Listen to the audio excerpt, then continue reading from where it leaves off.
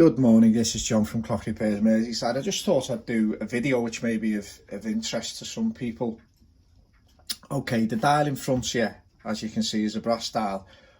Probably from about 1930s. It was in, it's actually in a grandmother clock. It's not quite a grandfather clock from a height point of view, but it's certainly a grandmother clock. Anyway, the dial has obviously it's on brass plate. But what they've actually done is they've engraved the dial itself, the chapter ring and everything, onto the brass plate.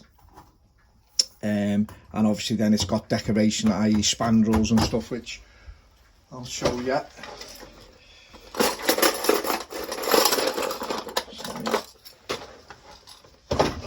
Which are this type of affair. So that's no problem. They can be cleaned up quite well, no problem at all. Now, silver in the dial obviously is no problem. The dial has been, roughly cleaned. I mean, it's going to be a bit of a trial and error thing for me, to be honest with you, because what I'm going to do is I'm obviously going to silver it.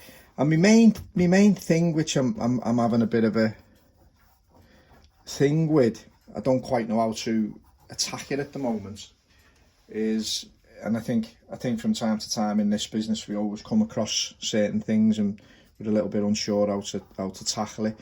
Anyway, it's these black numbers. As you can see, they look like, they're certainly not elephant wax. Again, I must stress, elephant wax is a coloured wax. It's black. It's nothing to do with animals. It's nothing to do with elephants. Yeah, so it looks like it's like a black matte type paint. I mean, we actually run this dial into the ultrasonic cleaner. We've got a very large ultrasonic cleaner, so we put it in that, and we left it in there for a few minutes, and obviously, the numerals anyway were a bit flaky by the looks of them anyway, but they actually started to come off. Now, I'm obviously going to silver the dial. I'm going to sort it. The dial would be, the chapter ring obviously silvered, the inside of here would be the brass.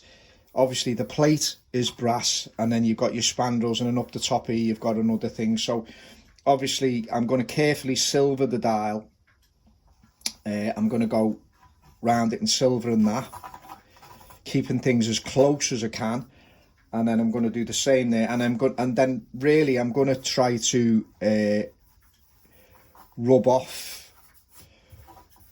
any of the silver. And the other thing I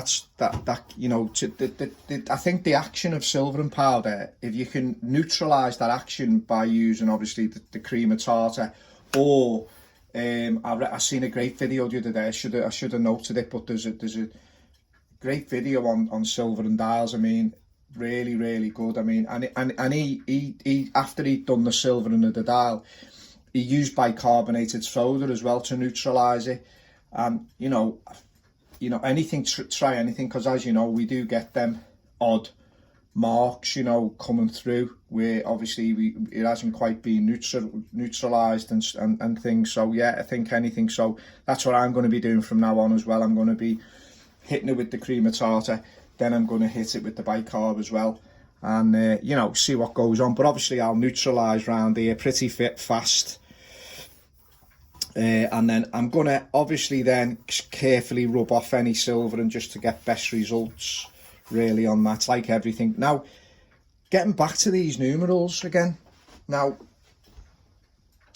various ideas. I'm just at the back of here, as you can hear. We had some Indian ink type markers, which we've used over years. I mean, to just, touch up various things. It was suggested to me by someone a long time ago. So there's these permanent markers. Now, as you can see, they're not really good enough, are they? They're not gonna, you know, you'd be there all day doing that. So what I've actually ordered, I've ordered some acrylic paint type markers that go on steel, that go on this, and I'm going to give them a try. Other than that, I'm going to be left with, you know, probably down to doing a little bit of artwork myself. I'll put it under our scope, and I'll go from there. You know, at times, I mean, this is with clock restoration. This is what you've got to do. You've got to, you know, you've got to trial and error, see what you're going to do. And I know it takes time, but you know, it's very important that, you know, you get the best results you possibly can. You know, it's all based around sympathetic stuff, but yeah, it's you know, it is what it is, isn't it? You know, you've got to trial and error stuff. I mean, some of the problem. I mean, I'm no artist, by the way, but you know, at the end of the day, you know, I think we're using a good scope. We've got a great scope, which we do use. We look at a lot of things with that. We look at French clock bushing with that, you know, because sometimes, you know, the pivot holes are so small you can barely see them, you know, and it's much easier for us than a loop. It's I'll show you that one day. It's much easier than a loop. You can pretty much, as soon as you get used to using it, it really is a game changer. You know, it's a fantastic thing. The scope. It cost us a good few £100. You know, it's a binocular type scope on an arm. You know, it comes over on an arm. But it's really, you know, it's really good. But yeah, it's quite a nice dial. I mean, it's far superior, obviously, to the Hermley stuff we get now. What it actually does, the movements and everything go in on a seat board, and then you actually screw the dial over, then put the hands on. It's like a setup like that, you know. But yeah, I mean, this is only a pretty short video. I'm gonna probably get into a bit more, but if I do it with the scope, I'll just you know, I mean, there's not much to dial videos, to be honest with you. I mean, it's pretty much, you know, it is what it is, isn't it? You know, you get your silver, you get on, you know, it's that type of thing. I mean, I think we're all with the right bits and pieces. I think we're all capable of doing the dial situation. It's something I've always fancied, dial stuff. I mean, you know, painting them and stuff like that, the old dials, but it's so time consuming. I mean, because I mean, you know, you get people to repaint the dials, and I mean, there's a few, and you know, it is a lot of money to do, but you know, I can understand that, because I mean, it's very time consuming, and you know, the colours won't be, you know, you'll have to match the colours up, and you'll have to do a lot, you know, a lot of things and that. So yeah, you know, it's like everything in the antiques or restoration industry. You know, it takes a lot of time. It takes a lot of time, and you know, and quite rightly so. People charge for that, charge for the knowledge, charge for the thing. Because let's face facts, if they make a cock up, I mean, it's the whole dial, isn't it? You know, it's you know, there's a lot to it. I've seen people do it. It's you know, it's hats off to them. It's another fantastic industry, well, trade, isn't it, to have it under your belt. I mean, I'd love to have a lot of the time to do that. But anyway, this is John from Clock Repairs Merseyside. I just thought I'd chime in and do another quick video. I think I'll just let you have a little scan round our workshop. It's a new plan. I was thinking each day, I think I'll let you have a scan round the workshop where we are. So I'll just whip the phone off the holder. So yeah, we're working on quite a few bits and pieces at the minute. A couple of movements there.